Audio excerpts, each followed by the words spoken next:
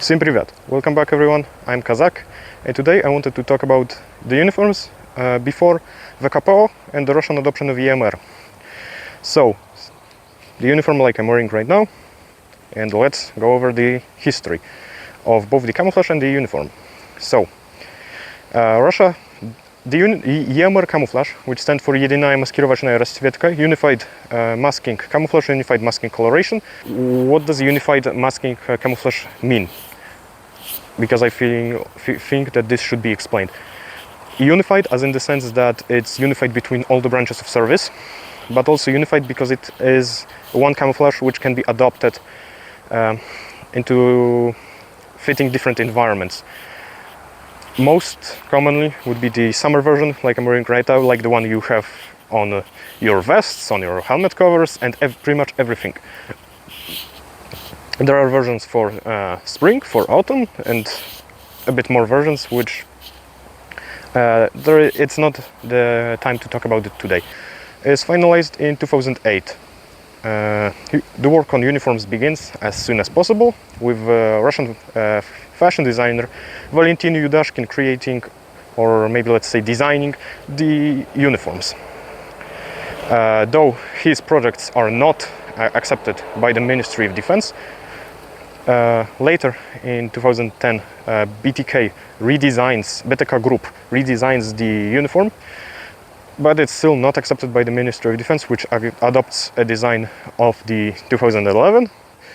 Somehow the uniform still gets assigned the name of Yudashkin, which that man has had nothing to do with this uniform.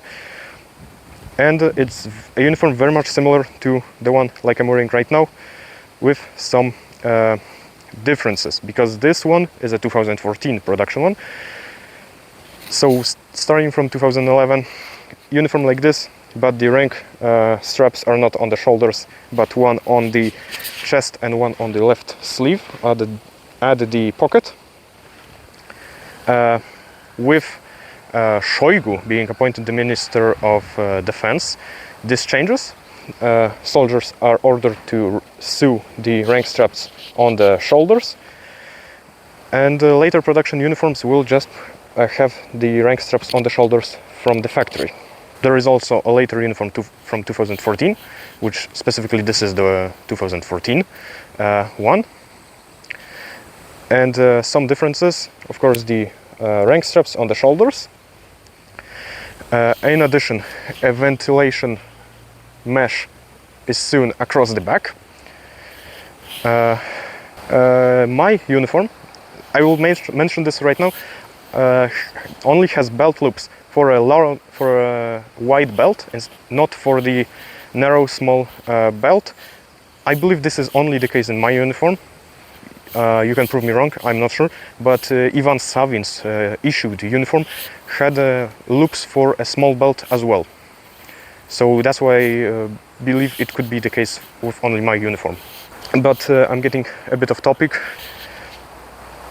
So, like I said, the uniform is later redesigned into the 2014 version. So let's go over the features. Starting with the cap is not correct. I'm sorry, my uniform did not come with a cap. This cap is not even a real cap, it's a replica made by Frontowiec. The cut of the cap is identical to the early VKPO caps. Refer to my video on this, to the short video I've made on this. But the specific fabric is more so close to the uniforms before VKPO, like this one, so that's why I'm wearing it. So, jacket. The jacket is... Okay, let's start with the elephant in the room. The sizing on this is much different than VKPO. VKPO in 54 on me is... it's not loose, it sits on my body nicely. This 54 is huge. I have another jacket in 50-5 and it feels closer to the VKPO 54 size. So having this cleared out, let's go over the features. The jacket features a collar right here. Let me just fix this. In addition, there is a button. I do not have it closed to... I will put up photos of how it looks, but I do not like to use it because I like to show my tylniaszka. The jacket closes with buttons. There was a version with a zipper made for officers, but I do not have it. 2 front chest pockets. They are huge, let me just say it. These pockets are extremely large, extremely spacious. They close with buttons. On the sleeves, we have a pocket on each sleeve. They close with Velcro, and these are actually quite tight. They're not really big. Cuffs I do not like on this uniform. Specifically the adjustment of it. I think that it's not, it doesn't have enough space to choose. And I think maybe having a bit more Velcro would fix this. Rank straps, just like on VKPO, attached with Velcro. Yes, I know that the rank straps on this are a different color. Pretty much everything is different color if you've seen my VKPO uniform rank straps. The jacket is often tucked into the pants, like I am doing right now. And in fact, there is a cool feature in the pants that I will show you, or I guess talk about. I don't think I can properly show it, relating to this. So let me just move the camera down. Okay, I have it around the waist. Let's start with the belt. This is not the correct belt for it. Why am I using this belt? I've seen references of Donbas militia people using similar kinds of belts, and I had this belt laying around. So pants, very similar to the later production version of the VKPO pants. Large cargo pockets, this time closing with buttons instead of Velcro. 2 back pockets, they are present. Nothing to write home about. Back pockets on the pants. I don't like this concept. Reinforcements on the knees and on the elbows. They do not allow installation of any kinds of inserts. It's just another layer of fabric. The fly closes with buttons only. Main pockets.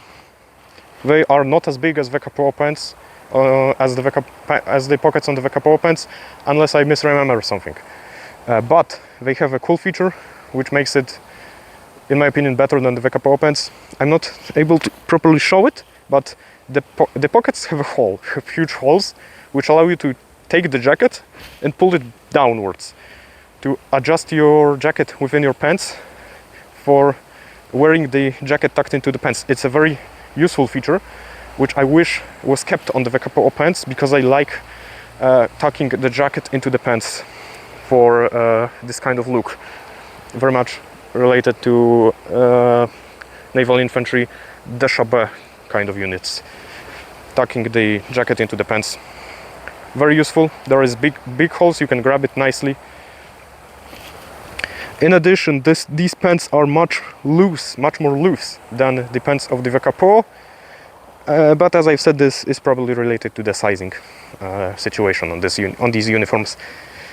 What I want to mention, my pants, they have the strip to secure it into the boot, but they do not have the button to use this strip properly. I'm not sure if you're supposed to sew this yourself, just like you're supposed to sew a bit of fabric onto the collar, which I didn't do.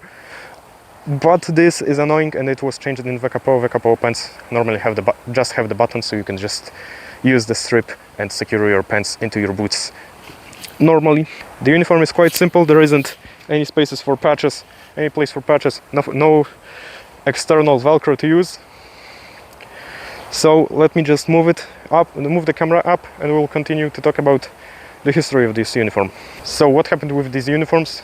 Have they seen combat use? Yes. That was a quick answer. In 2014, when the Russian soldiers appeared on the Crimean Peninsula, they would be wearing uniforms 2011, 2014 uniforms. Probably more so 2011, with replaced straps on the shoulders, rank straps on the shoulders. Later on, the uniforms like this were used by the Donbas militia, and they were also produced locally in Donetsk and Lugansk People's Republics. But this is not everything. So even though the VKPO officially replaced these uniforms, soldiers going through very early military service, like Ivan Savin, would be issued uniforms like this for that period of time. And it doesn't end on this, because in 2022 Russia undergone a mobilization for the special military operation, and most of the mobilized personnel actually received these uniforms, 2014, specifically mostly 2014 uniforms. Interestingly enough, with VKPO, with the later production of VKPO caps, I guess they made a lot more caps than the uniforms, and the soldiers that received it, most likely, most of them would buy actual modern or tactical uniforms from Avita or Azan, and just use that, whether that be multicam attacks or even just even buy a VKPO of Avita to have a more modern combat uniform than this. Some soldiers received full VKPO, yes, that is correct, but most had these uniforms. I believe this should be everything regarding these uniforms. I don't think there is anything more to really talk about. It's very simple. Thank you very much for watching this video, this rather short video. I hope you enjoyed this video. Subscribe if you haven't already, share this video with your friends. You can share your thoughts and questions in the comments, and I hope to see you again next week.